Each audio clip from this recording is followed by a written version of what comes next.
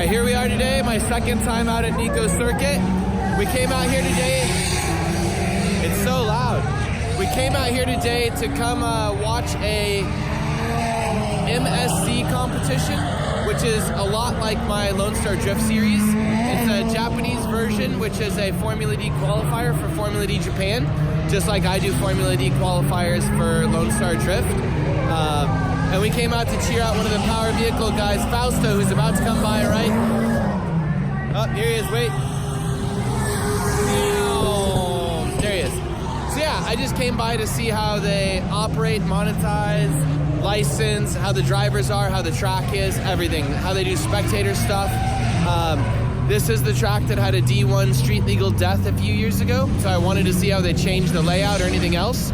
But pretty simple. I'm gonna walk around and view stuff and enjoy myself. Hopefully I'm gonna catch a ride along with Fausto and his JZX100 too. He's obviously part of the Power Vehicles crew and is currently trying to get his Formula D license so he can drive with that whole crew, with Neon and Andrew Gray and everybody. So we're gonna see how good these drivers are compared to our American guys as well. So hopefully they're awesome. The first thing to note is there's almost no trucks and trailers. Basically everything was street driven here. There's maybe like 4 trailers, and Power Vehicles was one of the ones that sent one.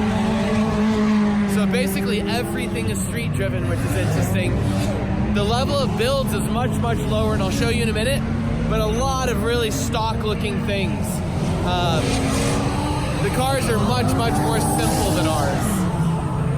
The track is rad. I love this track setup. It's carved into a hillside. You can see the layers and everything. Not much to say, but like, there's even, look at this. That looks like a side mount SR out here competing. And it has no cage or anything, so there must be like layers to the tech for competition where you can drive without a cage. Looks like there's a big, vast gap in the driving ability too, which is really interesting. A lot of guys making big mistakes. And then there's a few people that really rip. And they're out here in a hot lap session. So it's not one car at a time, it's everybody at once. Oh, there goes Fausto again. Fausto's making more smoke than everybody. I think he has a lot bigger power and everything. So there's a lot of cars at this level. Super simple, like C18s, very basic side mount SRs. There are some guys like Fausto who have big power, 600 horsepower plus JZs, but a lot of simple stuff.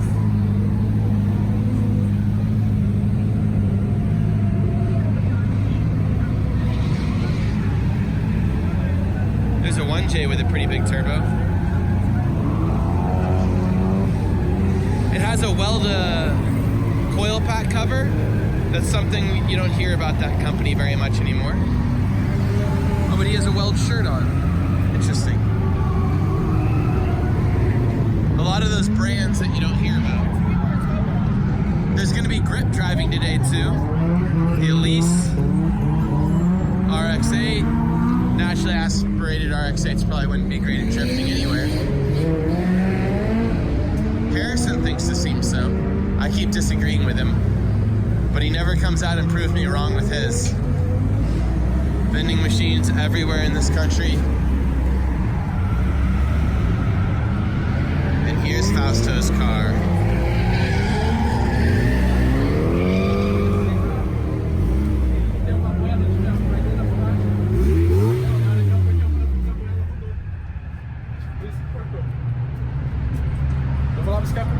Is it going well? Yeah. Good. Fausto's about to go back out on track. I asked him for a ride, but he said no. He said he wants to win, and I'm too fat. He said I couldn't get in the car, I'd throw off the weight balance too much. It's interesting chatting with so many people from around the world. It's a lot of fun getting their perspectives on stuff, what they find is important, what they think America is about, and like American drifting. Because so many people want to come to America and drive Formula D or they want to come to America and do video type stuff and everything. And I think it's a lot of places in the world should really focus on what is unique to them and special, because they could have so much success and everything at neat places outside of the US, because it raises the cost so much. Like a lot of Japanese guys want to get to America to drift, for like example, but I think that they have amazing tracks and everything else here, and if they just want to make videos, which a lot of them talk about and stuff, they could do it here. Like, I'm not sure why they would need to come to America to do that. Oh my God, this is the coolest thing ever. This is doing a grip day here. Oh my God. Sorry, I have ADD.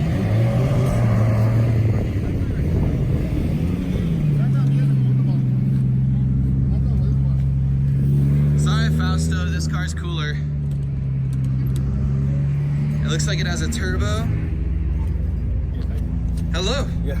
Sugoi. It has tiny TEs. It has a tiny diffuser.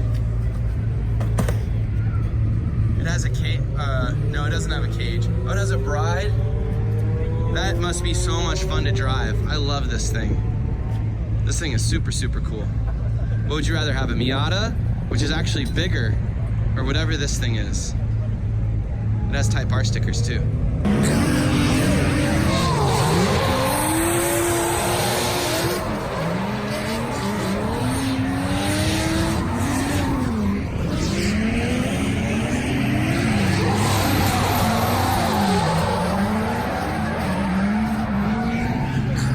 So most of the cool factor in this track is in this area. You do a big flick, really big flick, and then you can put a wheel on over there. Let's do a 3-wheel. You messed up.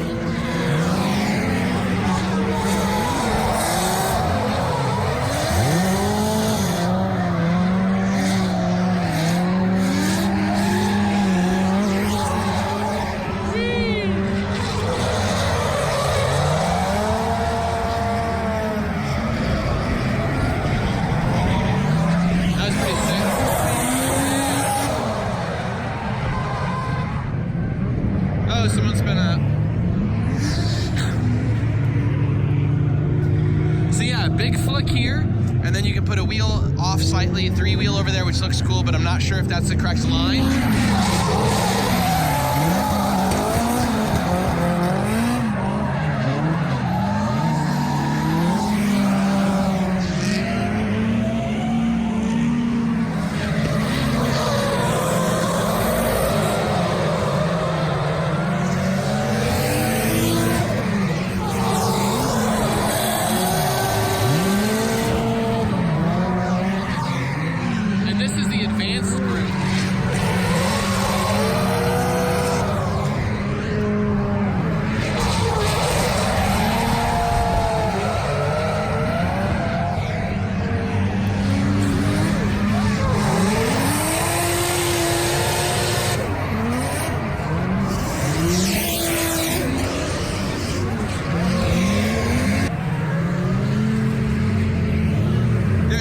Assortment of cars than you would think here today. A lot of like naturally aspirated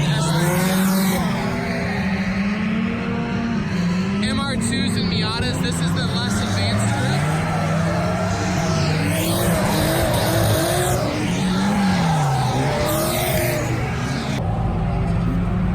The most unlikely of drift cars, the MR2. What was odd about this car is it looked like it had no grip on track. You must be running very high air pressure.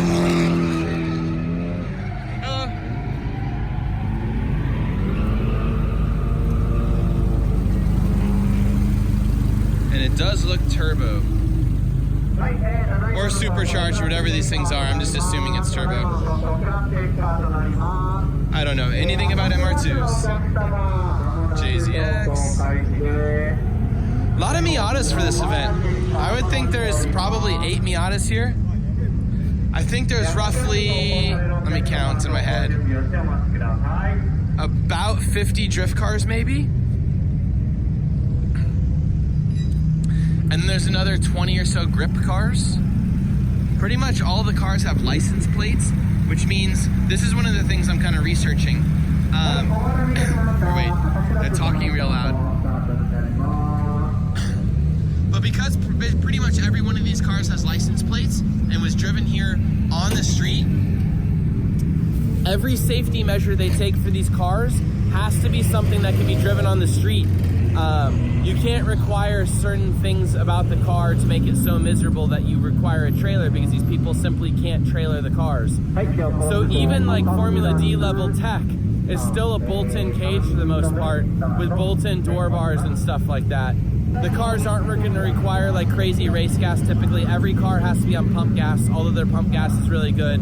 The cars have to be pretty like tame, if you know what I mean. Our typical Pro-Am car in Texas would be miserable to drive in the street. It's completely stripped out. The cage work is much more intense.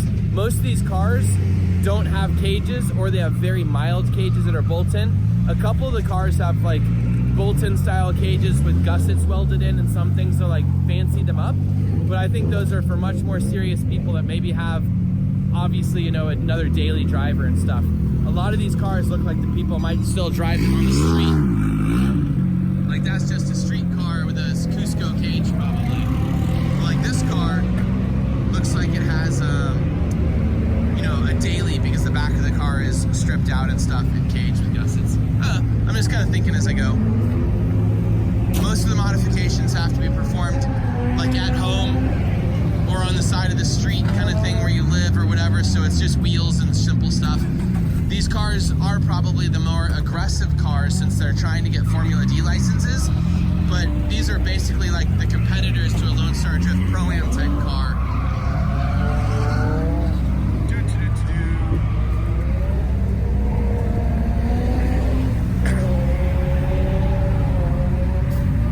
That thing is rad looking. Let's get out of the way. Really cool little FRS. Yeah, it's really interesting. Now my shadow's in it. It's really interesting to see such clean Corollas out in the world still being driven. They're getting to be so rare and expensive now that I hear they're being like shipped out of America and back to Japan because they're worth so much, which is crazy.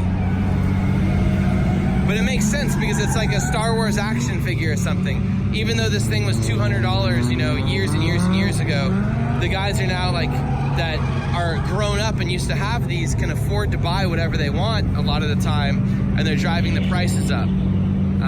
I find that's true with like the Honda generation drove the NSXs up. NSXs were like 15 to 20 grand, you know, 7-8 years ago, and now that all the Honda guys can afford to have anything they want those NSXs, and they're driving up, you know, 50, 60 grand. Same thing with the Supras. It's kind of cool to see.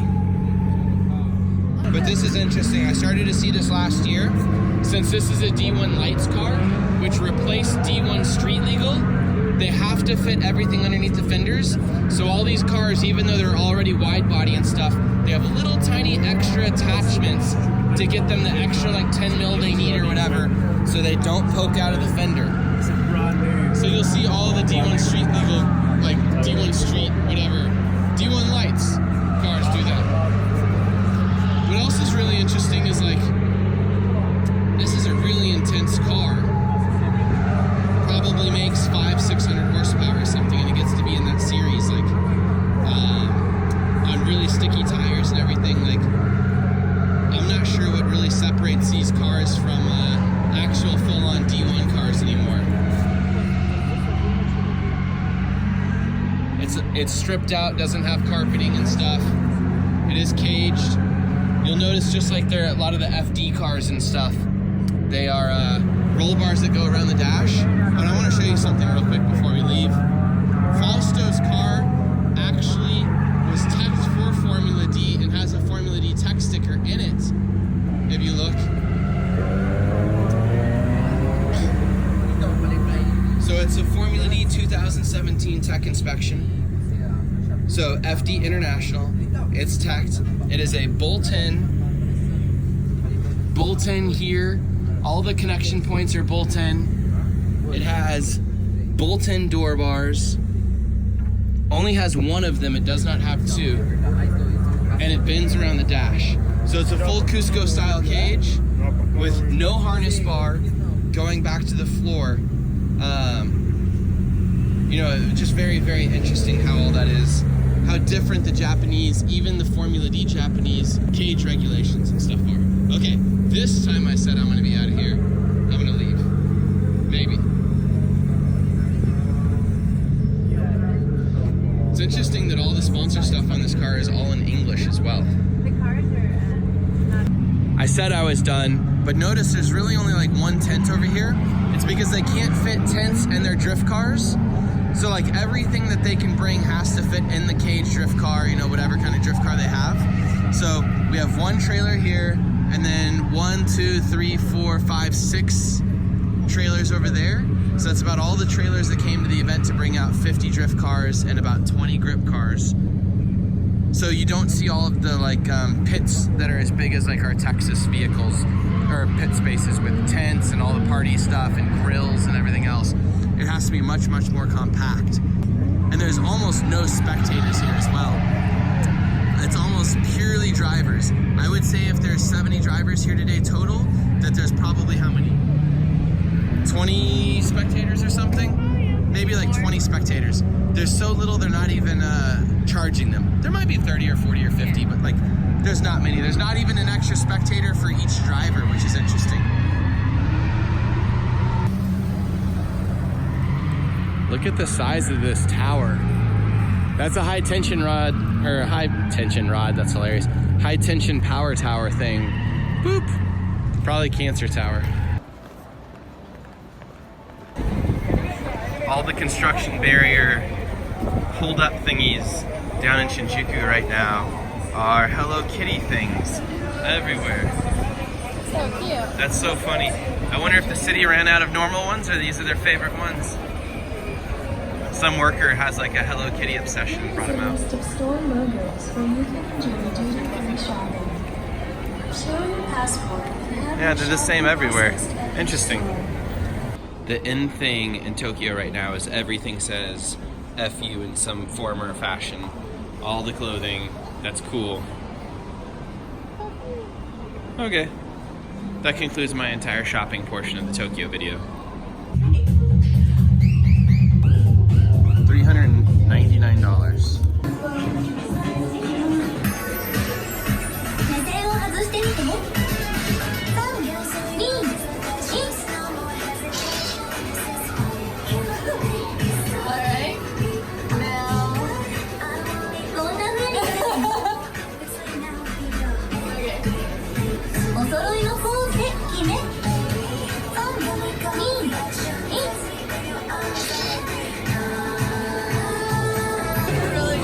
Which one do you want to print? I think we have to pick the pictures that we like the best.